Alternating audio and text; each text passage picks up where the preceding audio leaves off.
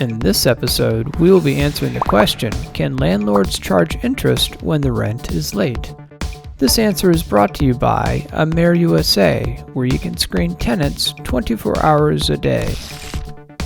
Every once in a while this question pops up, usually from landlords, but often from tenants as well. After all, it's only natural to assume that if the rent was due on the 1st, but it's not paid until the 3rd, there would at least be a day of interest owed for the 2nd. So we took the time to review the many laws throughout the United States covering landlord and tenant legal matters, and so far all we can discover is that interest is applicable only when there's an outstanding judgment that remains uncollected from a tenant.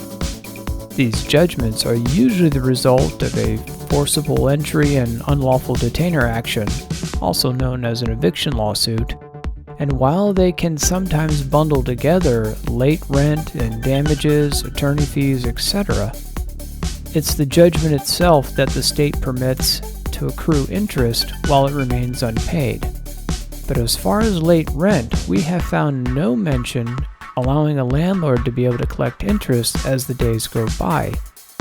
However, landlords are often permitted to charge a late fee, and some states don't even have a cap on how much the late fee can be, so that could be a considerable interest payment, but usually it's around 5% of what the monthly rent amount is.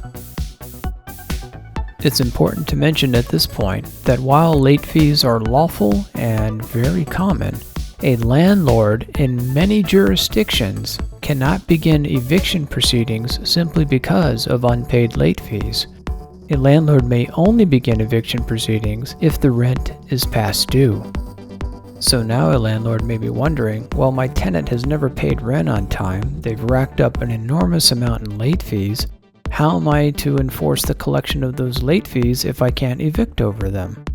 Well, that's simple. You withhold them from the security deposit. If you would like to see more videos about being an American landlord, please like and subscribe.